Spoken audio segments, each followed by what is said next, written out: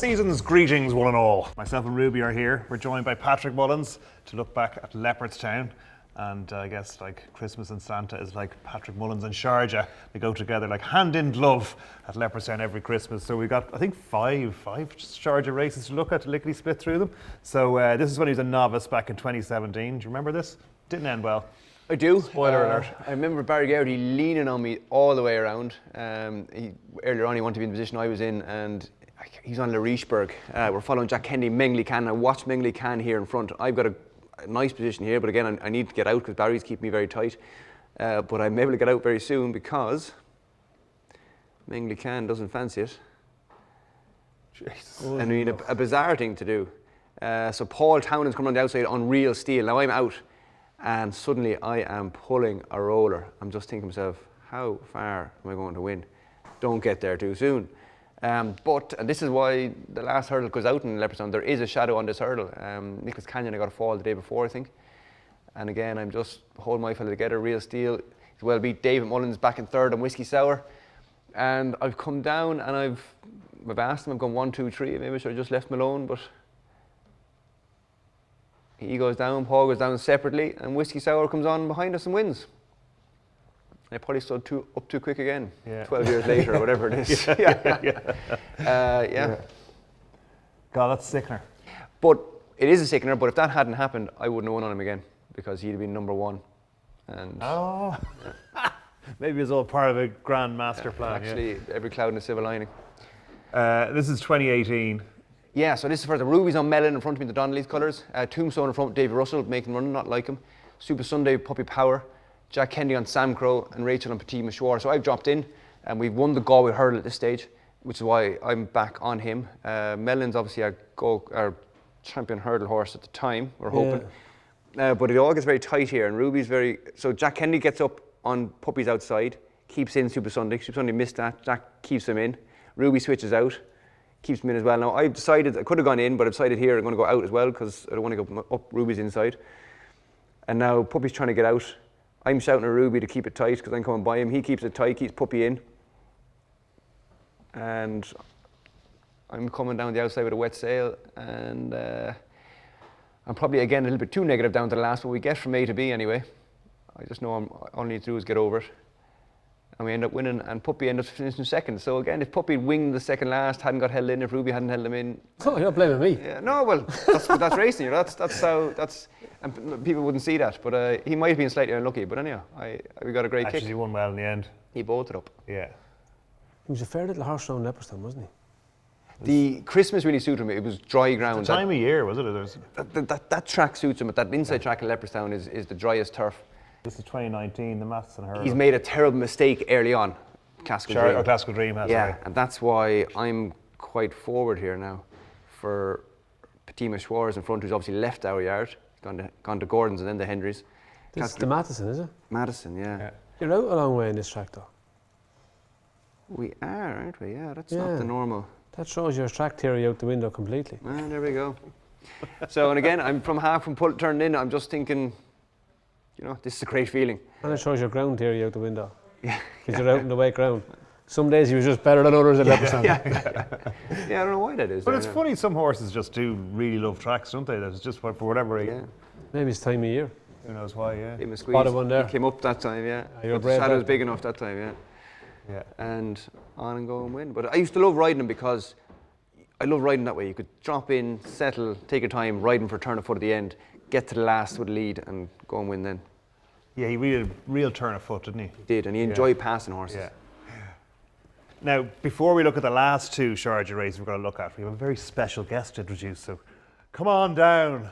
Who else but Rich Ricci, owner extraordinaire, back for more. Hi Patrick, good to see you. fatherhood must be tough on you. You can't afford a shirt with a collar. Fancy meeting you here, Rich. Oh yeah, Paddy, good to see you. Right. Yeah. Good to see you. I'm not crashing this. I feel like No, sit in, down, the old Batman series, you had a special guest villain. That's what I kind of feel like. I could be the Penguin. All yours, don't worry. We're just going through the, Patrick at Christmas at Leopardstown, himself and Sharjah are hand in glove, really. Yeah. They went together so It's well. extraordinary. So we looked at everything from the time when he managed to fall at the last to the better days as well. So Yeah, you missed the bad one, yeah. You missed the bad one. I think I was there when he fell to last. I don't think I ever saw him win at Christmas time. Did you not? No, I don't think I did. Maybe that was it. Maybe Some of it was during COVID, wasn't it? Maybe it was the pressure of the boss man. Yeah. But so this is the 2020, I'm going to say. So he was telling us that it was because of the inside track, right? But we discovered in the second year that actually it was on the outside track. Yeah. So this year, you're riding him differently. This year, yeah, we're further back. They've gone to Gallop. They've jumped out and gone to Gallop. Richard Blackmore's gone to Gallop. We have Salier, St. Roy. And again, I've just been able to drop out. The great thing is you just drop out, pick something to follow. I'm just following St. Roy. St. Roy was the horse we thought was going to be our champion hurdle horse. And look, I'm just pulling the road. Look at my hands. I'm just taking him back. I just don't want to get there too soon. I know I'm hoping I'm the fastest horse in the race. And again, down to the last, and he's so quick with his feet. I think that fall really crowned him. And then once he landed back the last away with us, cut the snot off Mark, go past Rachel again. And That wasn't his best ground either, was it? no, but he got by. You can see he carried his head quite high, and he wore that tongue strap. But Yeah.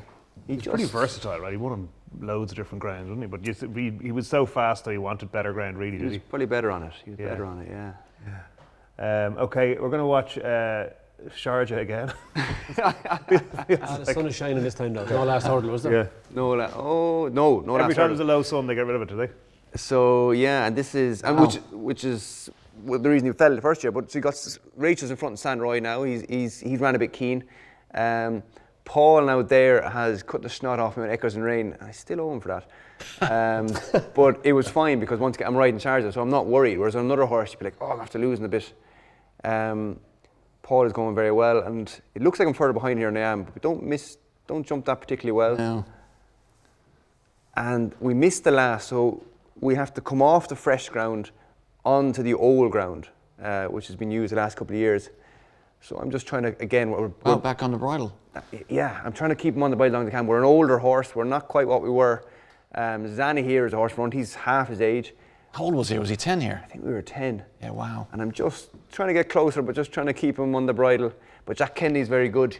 Watch now, Jack comes back in, but then stops here, keeps us on the old ground, which he doesn't like. And it's just like the wheels are... So did Kennedy do that on purpose, do you reckon? Yeah, great riding. Yeah. If we got back onto the inside ground... How close that was. Never in doubt. But if he'd gone back over to the rail, I'd have won much more comfortably. But because he kept us on the old ground, which is just softer, it was more of a struggle. And Rich, we were just saying, as the owner, I guess, I presume, I'm sure you leave Willie to it, but you can make jockey decisions in terms of who rides what and all that kind of stuff. Because he got on so well with him, like he reckons because he fell as a novice at Leopardstown that he was second string then, so that's why he got so many goes on him. But would you keep that partnership intact because he obviously gets on well with the horse or whatever, or would you be inclined to? I have no idea how they do these jockey things in Willie's yard. Sometimes I think I figure it out, sometimes I don't.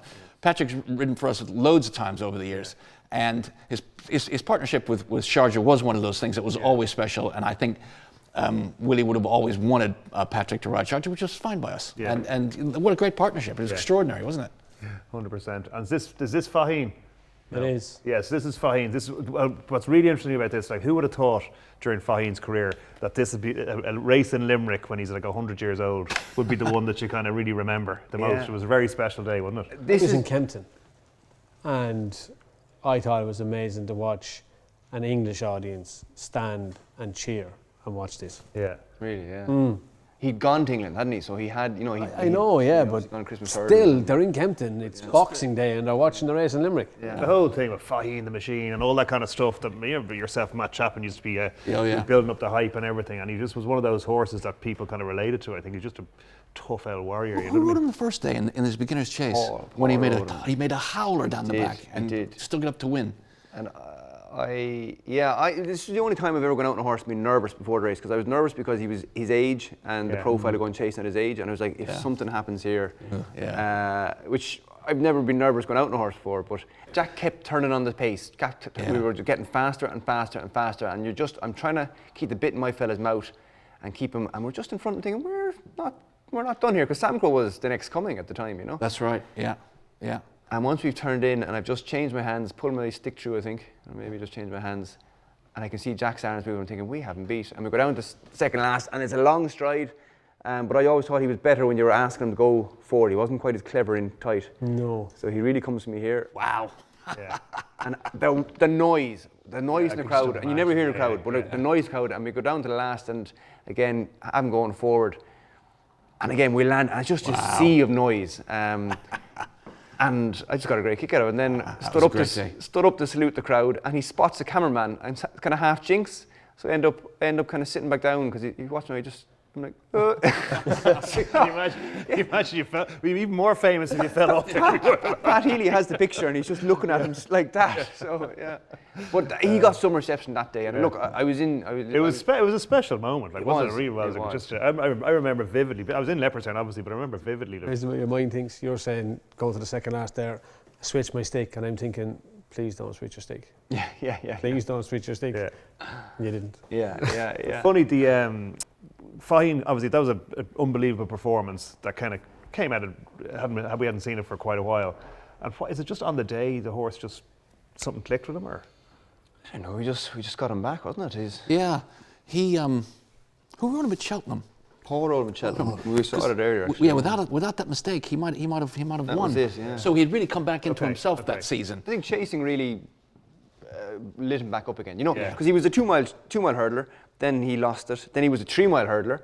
David in Punch. Yeah, that's we right, thought he was going to win And Going back down 2 grades. Yeah. He went from open Yes. company back into novice That's company. true too. Okay. That was the biggest difference. Okay. Interesting. Now you can say he came back and he was this, that, and the other. Yeah. That's the reality. Yeah, but Sam Crow was. Yeah. Sam Crow was. I never made it as an opener. He didn't. He won in Cheltenham. But he didn't. Yeah. So what's Christmas without a bit of an argument with the family? So this is, I know you know exactly what we're going to be looking at here. Gaelic Warrior, and yourself and David or Danny, who's it? Danny. Oh, David gets it too. Don't worry. Yeah. So talk us through this. I know you're probably sick to death of So talking look, about this one. But I've gone out. It's a funny. 5-runner race. I know I'm going to be making the gallop. I knew Keith O'Neill isn't going to be sitting behind me. The other 2 horses didn't count. So Danny was going to be down behind me down the rail. Down to the second last in Limerick. I've seen Rachel Blackmore put Keith O'Neill through the rail there. The rail disappears, and obviously when you're in front you don't ride straight down the inside of the fence because your horse might run out, but if you're in behind you can because you have a lead. So I said to Danny going out, it says do not come up to that gap because my horse jumps right, and I can show you so many incidents of horses squeezing up the inside of a horse jumps left or right at a fence, and it ends with one or both on the floor. So that was all. Danny ran into a locked door, and it finished his race. Yeah. Because I think that was the worst run of Ilete Thomas's season. You know, some people were saying he was trying his best to win the race, but it. What was the horse doing there? Why was it leaning back in towards you, Ilete Thomas? He thought he was going to miss that. Because you're always worried your horse going to run out. I see. So Okay. by keeping him I got tight- it. So okay, got it. So he's rather than riding forward, and there was no need. You know, he could have just came around me, or he's riding a 2-mile step of 2.5. Well, he was kind of boxed in, was he not? But he's on a 2-mile step of 2.5. Come around me. It's the second last, not the Yeah. last. Anyway, He was. Yeah.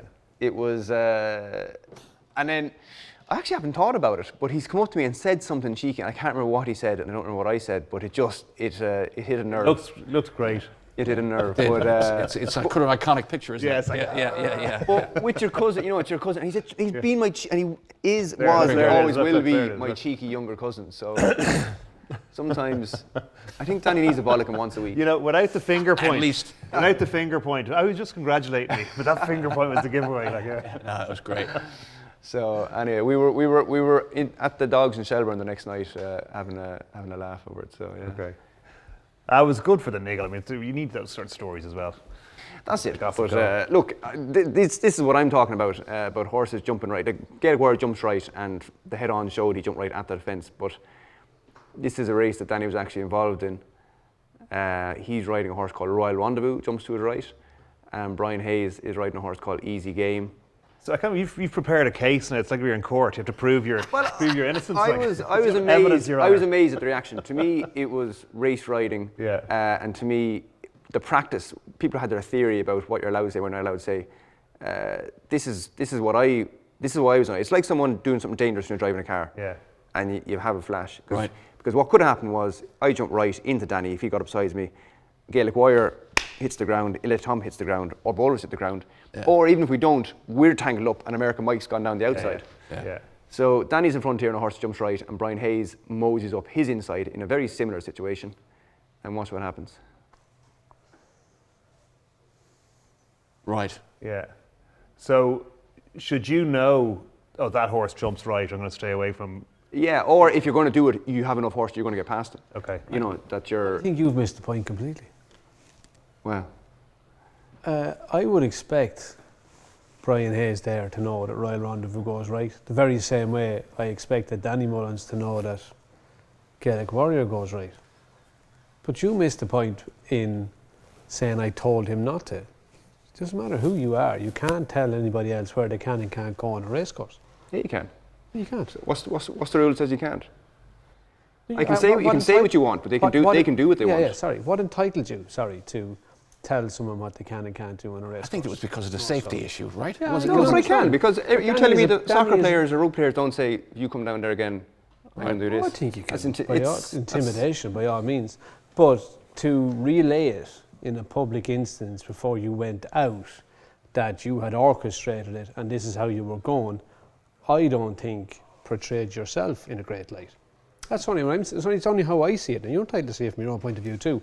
I think you made it look like you were in charge of the whole situation, not your intention, but that is how you came across. So you can bring up all the cases you want, and I understand them more so than anybody else because I was involved in most of them. Yeah. I could show you another dozen to go with all of these if you so wish, but I don't think you portrayed your point in a great sense. I would say, sorry, before Patrick responds, I would argue slightly different. I think Patrick said something after the race that was misinterpreted by the greater public, and I think he did a very good job of correcting it. It wasn't like we were fixing the race. I was going down this race, you were going down that side. We weren't fixing positions in the race. That's not what it was. It was like what he said. And I think he did a good job of correcting it. I think the racing public knew that wasn't the case. I think the race public knew what he was, but the broader public may have done that. But I thought he did a good job of correcting it. Sorry, Patrick. I mean, I'm not expensive by the hours. Yeah, exactly. I was going to say, now I know why you brought him in. No, look, I disagree. I thought everyone blew it way out of proportion. To me, it's part of sportsmanship, gamesmanship. I think you're going to do that. I'm aware for it. So if Danny thought I wasn't aware for it, he could try for it. But by telling him I'm aware for it, you don't try it. Now he's tried it anyway. But the reason you tell someone, so you preempt what they're going to do in order to try to change what they're going to do. Now it doesn't matter. Now, the facts, you and other people maybe think that, oh well, they're on the same team, and that was where the issue became. No, I certainly don't see. Well, that's the point though you're making. Understand. I don't see the myself on perception. the same team. Yeah. So what the perception was, I thought was overblown. But I agree. You, like I said, you change as many pieces on the board as you can. We've been talking about through the race there, me asking someone to move in or move out. I don't see that as any different. I've done it preemptively. So for me, that's race riding, but with a lot of different But let's things focus on this, because that's my horse in front there. And sorry, and the funny thing is, this happened the day before. So this happened the very day before. Rachel Blackmore, again, is in front, and there's a gap on the inside because the horse on the inside can't go. Keith Donoghue goes up that gap. Keith Donoghue's horse ends up jumping slightly to the right. Rachel keeps it tight, as she should, and they both collide in the air and one comes down. So that was what I thought could have happened. So Rachel, there after this now, I was in the parade ring and delighted with myself, and then one of the reporters says, "Oh, do you think you'll keep the race?" And I was there, "What are you talking about?" And he was here like what Rachel did at the last, and I was here like, "Really?"